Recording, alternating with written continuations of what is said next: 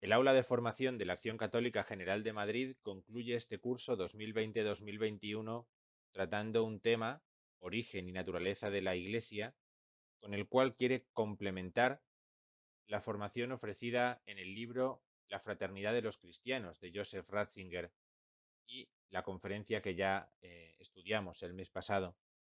Esta conferencia que vamos a comentar a continuación la pronuncia Joseph Ratzinger en el año 1956. Hablaremos un poquito más en el coloquio de lo que supone esta conferencia, pero sí que podemos fijarnos en la importancia que tiene que antes del Concilio Vaticano II, Joseph Ratzinger, que participa en el concilio, presente en esta conferencia estas ideas, ¿no? Este recorrido que nosotros vamos ahora a analizar y lo vamos a ir viendo despacio para ir comprendiendo un poquito mejor cuál es el origen y la naturaleza de la Iglesia. Es un tema que entronca muy bien con el que vimos el mes pasado, tema referido a Jesús y la Iglesia, y que vamos a ver cómo continúa de alguna manera algunas de las enseñanzas que allí ya encontrábamos y que, como veremos también en el coloquio, como veremos también, han tenido continuidad en textos muy cercanos al magisterio de la Iglesia, en textos muy cercanos a la enseñanza católica y universal de la eclesiología y de lo que es la Iglesia. Por eso vamos a acercarnos a este tema, origen y naturaleza de la Iglesia, según esta conferencia de 1956 de Joseph Ratzinger. El estado de la cuestión, podríamos comenzar para situar esta conferencia, el estado de la cuestión parte del tema de la visibilidad de la Iglesia. La visibilidad de la Iglesia es la reacción católica a la visión protestante de la Iglesia y de su invisibilidad. Es decir, la visión de la fe protestante y la visión de la Iglesia protestante es una perspectiva mucho más individualista, en ese sentido mucho más invisible. Cada uno ve y siente y vive y reconoce la fe y la experiencia eclesial en su interior. Frente a esa invisibilidad de la Iglesia, de la misión de la Iglesia, de la acción de la Iglesia, de la fe de la Iglesia, frente a esa invisibilidad, el catolicismo reacciona marcando, recordando la importancia de la visibilidad de la Iglesia, porque la Iglesia tiene que ser signo de Dios en medio de los pueblos.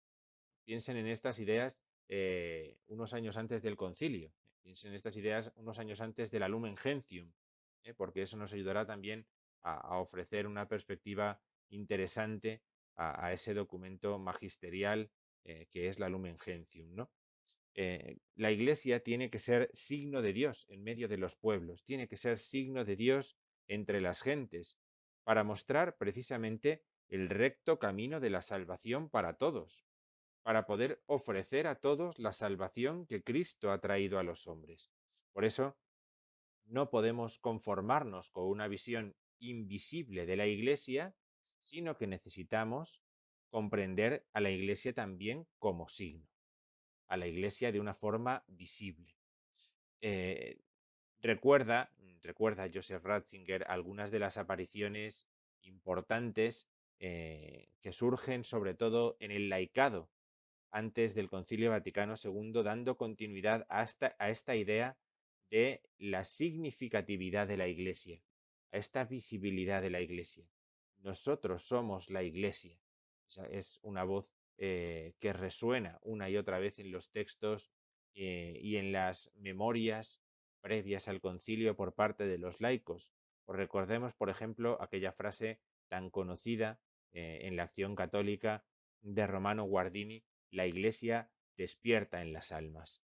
¿No? Son formas de reconocer, son formas de reconocer que hay una visibilidad de la Iglesia, una visibilidad que su misma naturaleza pide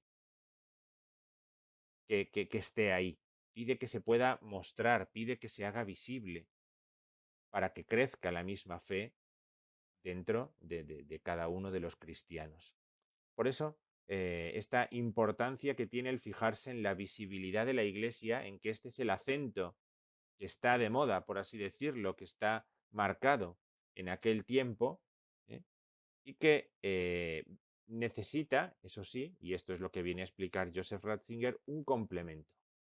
Un complemento. La Iglesia no es solamente un signo visible, sino que también es misterio, porque la Iglesia mantiene oculta su gloria, la gloria de Dios.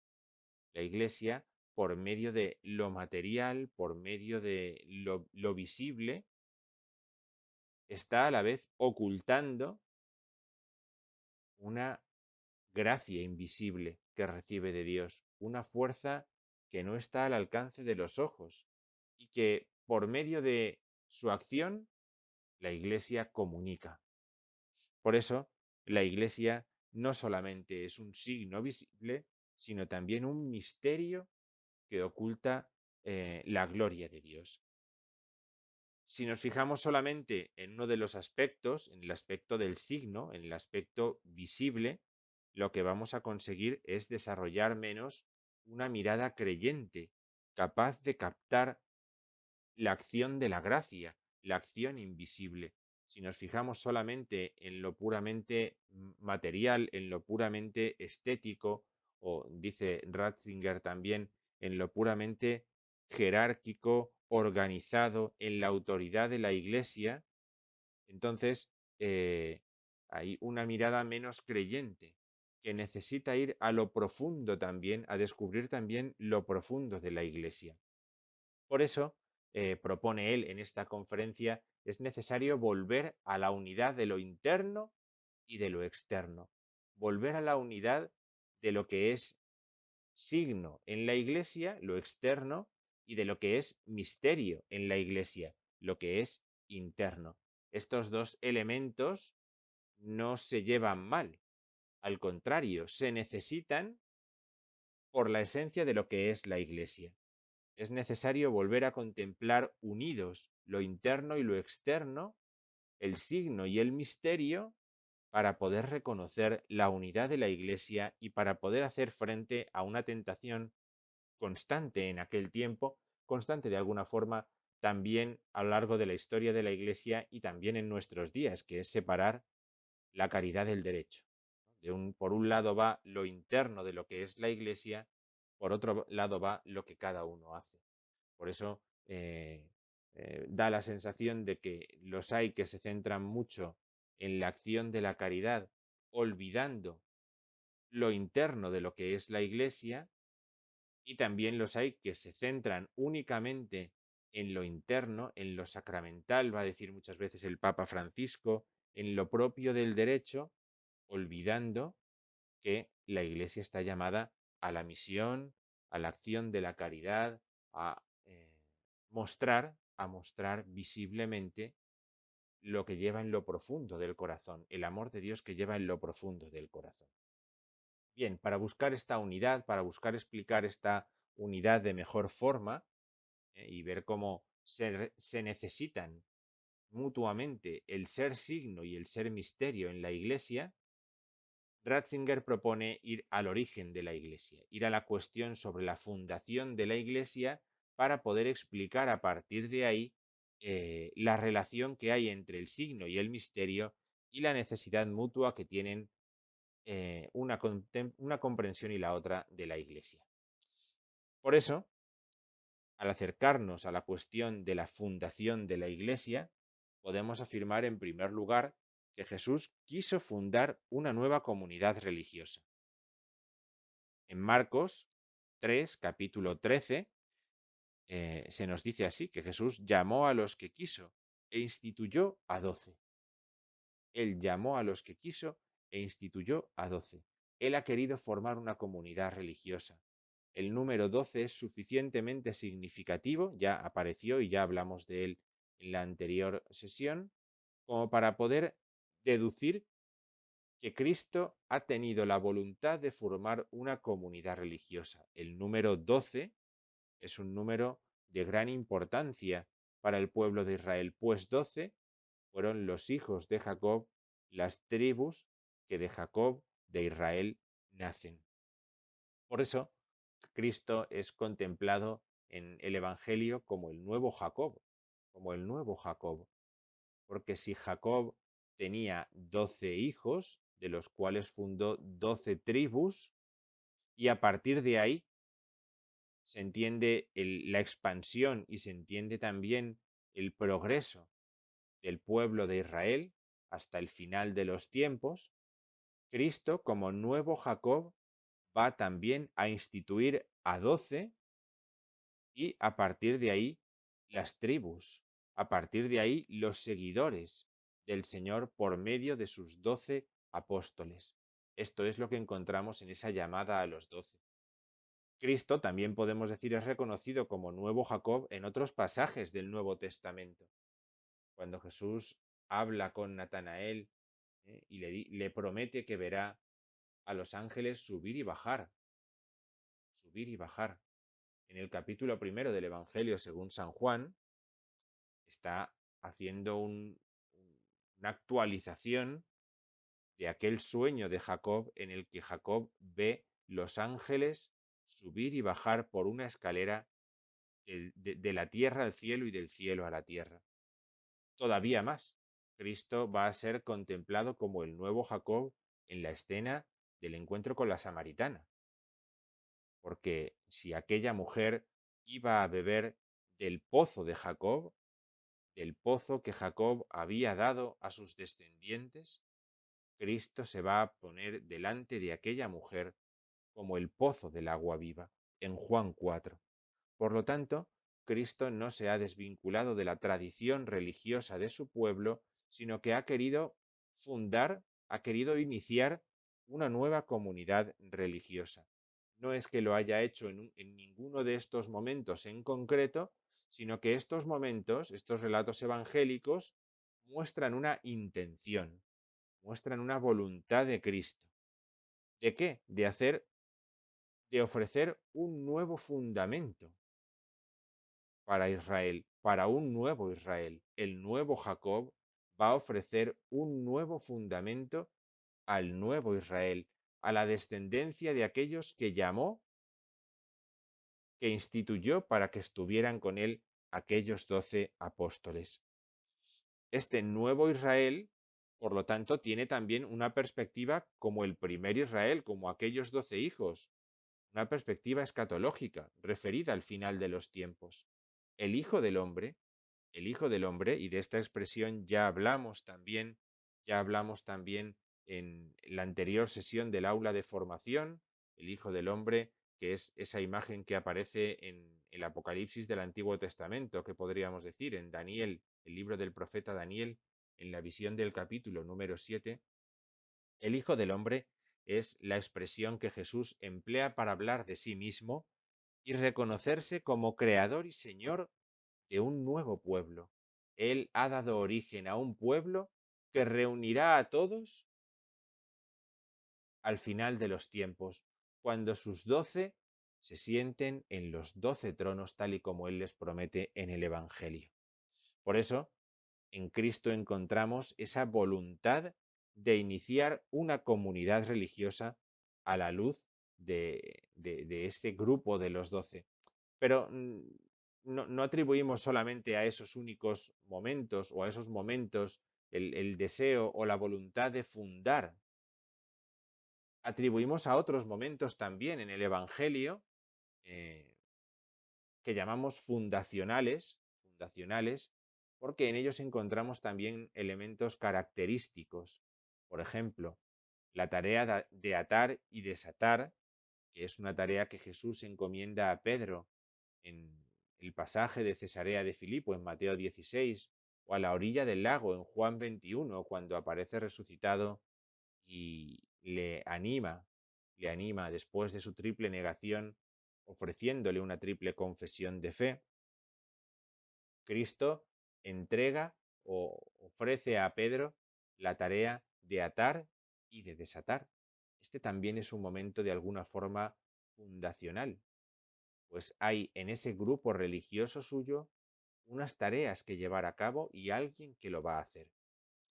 Igualmente, y de esto también hablamos en la anterior sesión del aula de formación, también la última cena tiene esa característica fundacional, de ser también comprendida en la teología y en la exégesis como un encuentro fundacional para aquella comunidad que Jesús ha iniciado. Pensemos que esta comunidad nueva de Jesús, esta comunidad nueva se va a reunir en el contexto de una cena muy significativa, en el contexto de una cena pascual judía. Y si en la primera noche pascual, en aquella nació el pueblo de Israel cuando fueron liberados de la esclavitud del faraón en Egipto, y aquella noche sirvió como memorial, que se celebra cada año, que Israel empieza a celebrar cada año, como recuerdo del nacimiento de ese pueblo y como reconocimiento también de ese elemento unificador que es celebrar, hacer memorial de la Pascua, memorial de su liberación. En la última cena, Cristo se entiende a sí mismo como Cordero Pascual que se entrega y que instituye también una comida pascual. Una comida pascual. De esta forma da origen a un nuevo Israel. Da origen en la cena pascual a un nuevo pueblo de Israel. La comida va a asumir entonces un vínculo de unidad por esa presencia permanente que el Señor va a prometer a los suyos, esa presencia permanente que el Señor va a recordar a los discípulos en el momento de su ascensión, según la cual Él siempre va a permanecer con ellos. La comida va a ser un vínculo de unidad no solamente entre ellos y con el Maestro, sino también con la historia de cómo Dios ha querido salvar a su pueblo. Hay una unidad interior por la presencia del Señor en ese encuentro, en esa celebración, en ese memorial, ya para siempre, ya para toda circunstancia. Un memorial que también la Iglesia renovará con la conciencia clara de la presencia del Señor en ese encuentro, en esa comida. Todavía podríamos acercarnos a un par de pasajes más en el Nuevo Testamento que nos ayudan a descubrir esa actitud fundacional de Jesús a lo largo de su ministerio, de la nueva comunidad, de esa iglesia. Esta intención se ve reforzada, primero, con esa voluntad que manifiesta en los evangelios de reedificar el templo en 3 días cuando sea destruido. Ciertamente, él estaba hablando de su cuerpo glorificado, de su propio cuerpo glorificado después de la muerte y glorificado en la resurrección, significando así la ruina de lo antiguo, del antiguo templo, que se puede venir abajo, y la superioridad del nuevo templo, que es el cuerpo de Cristo glorificado. Ese nuevo templo es un nuevo templo que habla de un nuevo culto, de un nuevo pueblo, de una nueva comunidad. También podríamos recordar cómo el velo del templo, dice el Evangelio, se rasgó cuando Cristo murió en la cruz. De tal forma que se quiere significar así como la presencia de Cristo ya, la presencia de Dios ya no está en el lugar santo dentro del templo de Jerusalén, el Sancta Sanctorum. La presencia de Dios ya no está ahí. La presencia de Dios está en el cuerpo glorificado de Cristo que se ha entregado por nuestra salvación. El velo del templo se rasgó, es una forma de mostrar que el culto antiguo, el culto de Israel, es un culto que no puede alcanzar la universalidad que tiene el cuerpo de Cristo muerto y resucitado, ese cuerpo glorificado de Cristo. Por eso, el nuevo culto para un nuevo pueblo, el nuevo culto para un nuevo cuerpo se va a dar en el cuerpo de Cristo. Todo esto hace referencia, todo esto hace referencia a las características que tiene ese grupo que funda Jesús. el nuevo pueblo de Dios va a brotar del cuerpo de Cristo.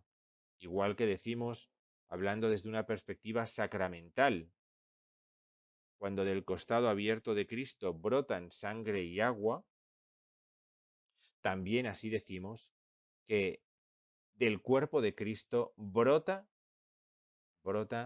ese nuevo pueblo, esa nueva comunidad. Al hablar del cuerpo de Cristo, tenemos que tener en cuenta que esta es una expresión que crea San Pablo propiamente y que vamos a encontrar principalmente en la carta a los romanos, en la primera carta a los corintios y también en algunos textos de la carta a los gálatas. La expresión el cuerpo de Cristo es una expresión que va unida a otra que aparece también, los miembros de Cristo. En 1 Corintios 6, en 1 Corintios 10, en 1 Corintios 12, en Romanos 12, encontramos estas expresiones, cuerpo de Cristo y los miembros del cuerpo de Cristo, los miembros de Cristo. Así, lo encontramos también en algunos ejemplos del Nuevo Testamento, de las cartas apostólicas, de las cartas paulinas, con otros ejemplos que complementan o que nos ayudan a entender un poquito más esta visión del cuerpo de Cristo, esta comprensión de esa comunidad fundada por Jesús como cuerpo de Cristo. Estos ejemplos son, en primer lugar, el ejemplo nupcial. En la primera carta a los Corintios, en el capítulo 6, en los versículos 12 al 20, encontramos esta perspectiva nupcial del cuerpo de Cristo. A la manera del libro del Génesis, podríamos decir, Cristo y el cristiano forman un mismo espíritu, igual que de la costilla de Adán, del costado abierto de Adán, brota Eva. Hay una unidad entre ambos, forman una sola carne. Cristo y el cristiano forman un mismo espíritu. Esto que aparece en el libro del Génesis lo encontramos también desarrollado en la profecía de Oseas. En la profecía de Oseas, Israel es la esposa de Yahvé, en la profecía de Oseas. La esposa de Cristo lo es ahora como nuevo pueblo de Dios, esta comunidad, este cuerpo suyo, que es la Iglesia.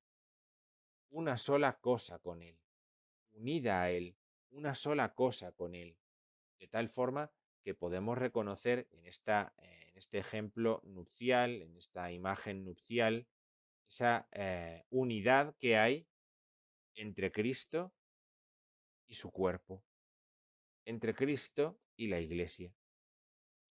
Otro ejemplo que encontramos también en las cartas paulinas es el del primer padre, el del primer padre. Lo encontramos, por ejemplo, en la carta del apóstol San Pablo a los romanos, en el capítulo 5, o por ejemplo en el capítulo 15 de la primera carta a los corintios, o en el capítulo 3 de la carta a los gálatas.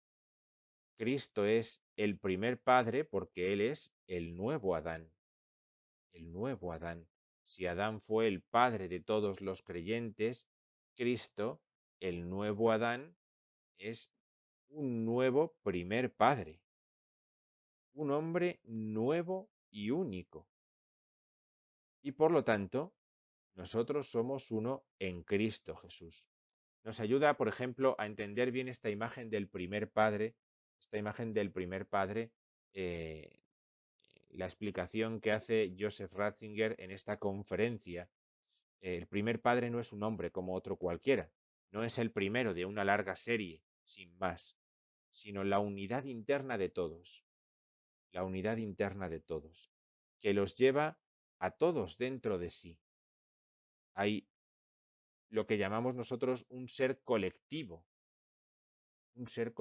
aquello que decíamos de Adán, hemos hablado de Adán en algunas de las anteriores sesiones de este curso, es una persona colectiva, una colectividad representada en una persona, pues así sucede también con Cristo como primer padre y con su cuerpo, unido a Él, unido a Él. El pueblo es, por lo tanto, una gran persona, porque son todos los que están unidos a Él, todos los que están unidos a Él. Ese es el primer padre que se atribuye a Cristo para mostrar también el vínculo que tiene con los suyos. Una última ayuda que nos puede servir también para entender esta realidad del cuerpo de Cristo, de la que habla Pablo, es que el cuerpo de Cristo son aquellos que han sido injertados en la realidad espiritual de Cristo. Es decir, aquellos que han recibido el bautismo. Lo hemos visto también en la Fraternidad de los Cristianos, en el libro de Joseph Ratzinger, lo hemos visto también, porque en el bautismo es donde el cristiano es injertado en esa realidad espiritual de Cristo. Si el nuevo Adán nace en la cruz, el nuevo Adán nace en la cruz, nuestro nuevo nacimiento se realiza cuando nosotros somos unidos a la cruz. Y eso sucede en el bautismo, que nos transforma. Ese ser injertados en Cristo por el bautismo nos transforma, de tal forma que necesitamos permanecer unidos a Cristo, al que hemos sido injertados, ¿no? Pensemos en todo el capítulo 15, por ejemplo, del Evangelio según San Juan, que venimos escuchando estos días atrás en la liturgia de la palabra, en la celebración de la misa. Hemos sido injertados y se renueva esa naturaleza nueva que hemos recibido al ser injertados en Cristo por la Eucaristía.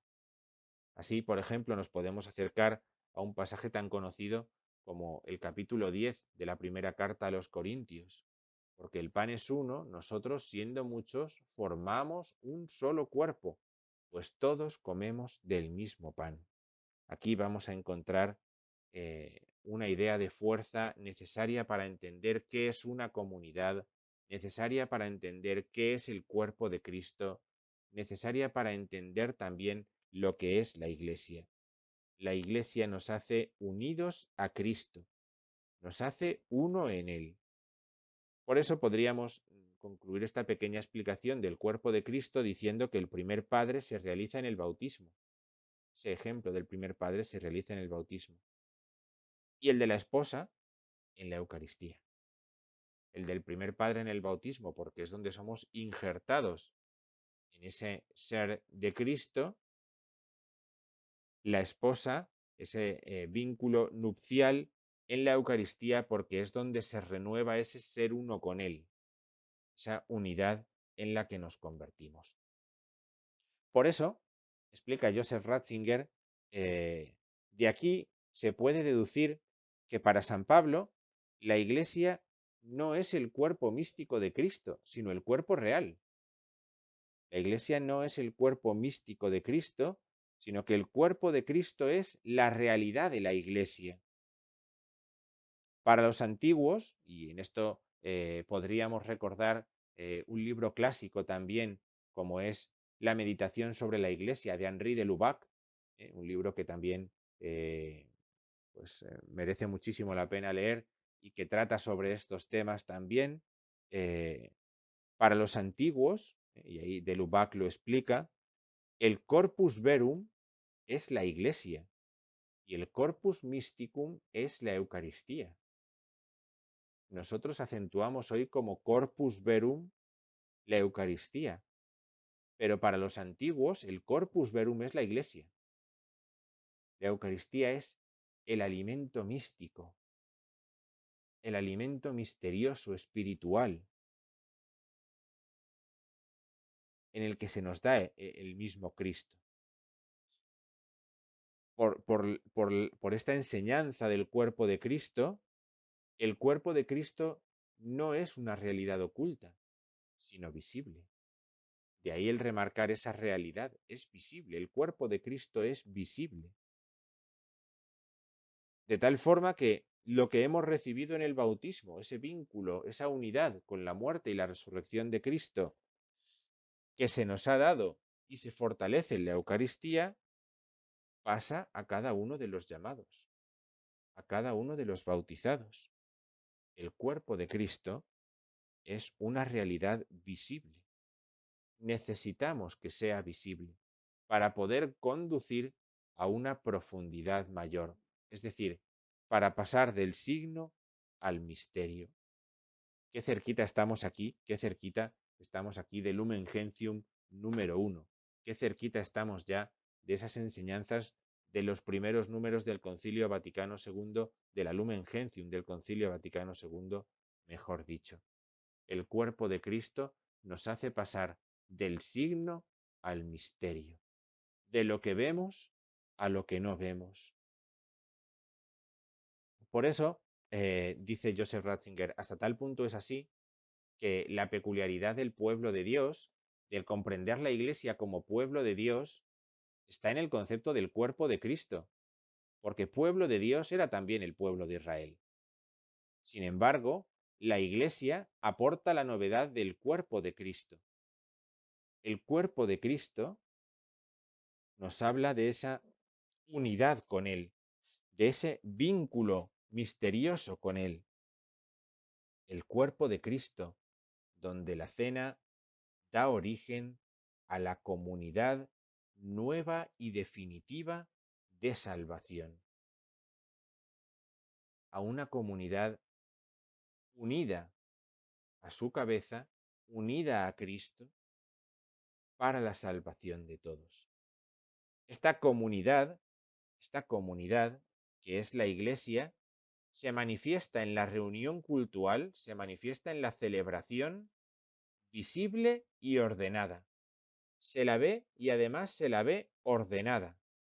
Es decir, con su orden en los ministerios, con su jerarquía, con sus tareas o funciones a llevar a cabo por los ministros. En la celebración de la Iglesia, esta comunidad se ve como visible y ordenada, y de esta forma cumple con mostrar la esencia invisible de lo que es el cuerpo de Cristo. Un cuerpo orgánico, un cuerpo ordenado, un cuerpo en el que cada miembro sabe cuál es su tarea. Esta comunidad es visible y ordenada. Por eso podemos decir que es una comunidad de salvación. En la celebración de la Eucaristía se renuevan de una forma concreta, así lo podemos explicar aquí, la incorporación del cristiano a Cristo. En la celebración de la Eucaristía se renueva la vinculación entre los cristianos y se renueva también la efectiva concordia y caridad. Es decir, esta comunidad visible y ordenada manifiesta la salvación por ser el cuerpo de Cristo y por lo tanto manifiesta esa salvación como incorporación del cristiano a Cristo, injertado, que decíamos antes, y como aquellos que han sido injertados en Cristo establecen un vínculo entre ellos, un vínculo de caridad, un vínculo de caridad. Por eso, la continuidad necesaria que tiene esta visión de la Iglesia, esta visión que hemos partido de la Sagrada Escritura, que nos ha llevado al punto de la celebración eucarística, de la celebración pascual, de la celebración de la Iglesia, tiene que tener una continuidad necesariamente en la vida.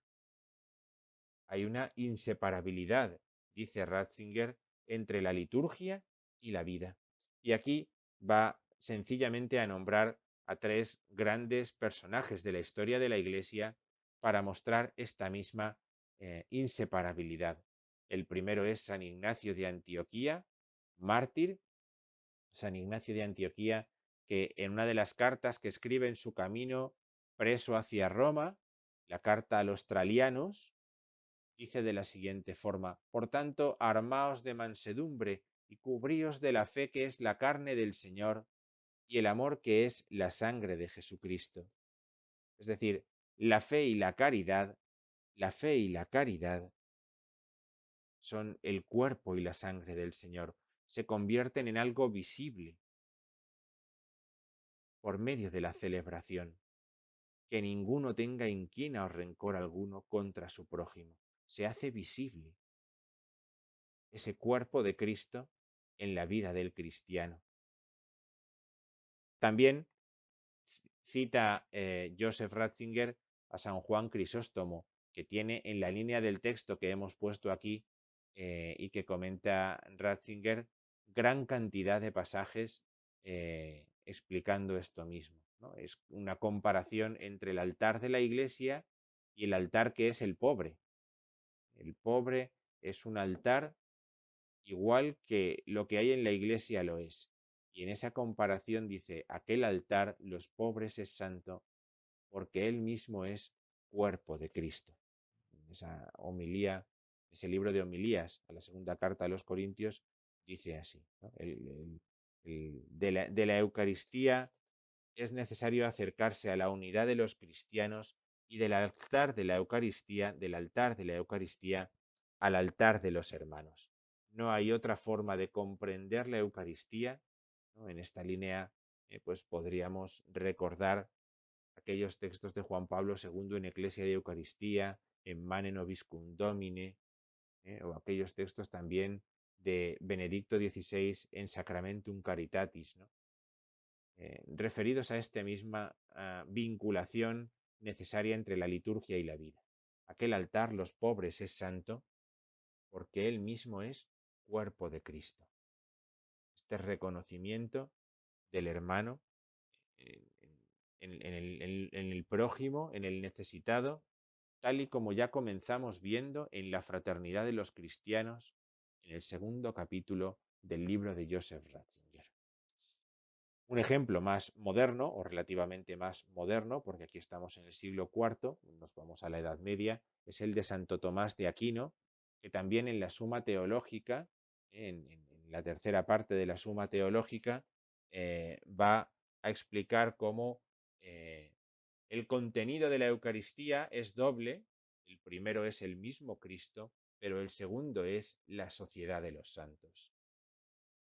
La sociedad de los santos. Quien quiera que recibe este sacramento, ¿no? La Eucaristía de la que está hablando, por el mero hecho de hacerlo, significa que está unido a Cristo e incorporado a sus miembros. Hay una vinculación necesaria, una diaria caridad que es parte esencial de la Eucaristía, que está en el mismo sacramento, es parte del contenido del sacramento y no se puede prescindir de ella. Viene aquí todo lo que hemos hablado de la fraternidad a lo largo de este curso, pero cómo esa fraternidad está vinculada a la experiencia eclesial y a la experiencia eucarística necesariamente. Aquí Joseph Ratzinger ha ido creando una síntesis eclesiológica de la fraternidad. Es lo que ha ido mostrando a lo largo de esta charla, a lo largo de esta conferencia y a lo largo también del libro. Por eso podríamos llegar a unas conclusiones, unas breves conclusiones que nos ayuden a entender también cómo concluye la conferencia Joseph Ratzinger y cómo concluye también esta visión suya de la Iglesia. En primer lugar, podríamos recordar que la experiencia del cuerpo de Cristo adquiere realismo y expresividad en la celebración eucarística, por el sencillo motivo de que se hace visible la experiencia de ser el cuerpo de Cristo. Los cristianos forman el cuerpo de Cristo y se manifiestan como tal, o así han de hacerlo en la celebración eucarística, que otra cosa será, y es motivo de revisión siempre, si ciertamente nuestras celebraciones de la Eucaristía manifiestan esa visibilidad, esa unidad. El cuerpo de Cristo exprese en la celebración eucarística o se haga visible en la celebración eucarística es lo que evita todo riesgo de fosilización, dice Ratzinger, de caer en el arqueologismo, de separar, como decía al principio del tema, la caridad y el derecho. La celebración ejerce de nexo que une la fe que se ha recibido con la vida en el Señor, con la vida injertos en el cuerpo de Cristo al que pertenecemos. Por eso, en la celebración eucarística podemos decir también, podemos concluir también, está el corazón de la Iglesia. En la Eucaristía se encuentra el corazón de la Iglesia, que permite seguir latiendo y seguir viviendo, mostrando esa caridad, mostrando, haciendo visible, convirtiendo en signo el misterio de lo que supone la unidad de la cabeza y del cuerpo de Cristo, la unidad de la Iglesia. Por eso, la siguiente conclusión evidente es la exigencia de la caridad. La caridad visibiliza la unidad de la Iglesia. La caridad hace patente que los miembros están unidos los unos con otros y con el Señor, que uno no va por libre, que uno no está al margen de la comunidad. La caridad lo que viene a mostrar es esa visibilización del cuerpo de Cristo. También es una exigencia el orden, dice Ratzinger, es una exigencia necesaria de esa comunidad, de ese cuerpo de Cristo, el orden, porque el orden jerárquico visibiliza también la comunicación divina, la manera en la que Dios se transmite y se comunica. Y en último lugar, la última conclusión, que habla de esta fraternidad, que habla también de esta unidad del cuerpo, que habla de este signo y misterio, es la necesidad del primado, el primado, la pertenencia a una comunidad y la pertenencia con un vínculo con la Iglesia de Roma. Ahí se encuentra el fundamento de esta fraternidad y de esta unidad, en saber que uno está unido a Pedro, que uno permanece unido a Roma. Esto, que es esencialmente católico, nos muestra el misterio de la unidad de la Iglesia, el misterio de la verdadera fraternidad, que es en culmen el cuerpo de Cristo.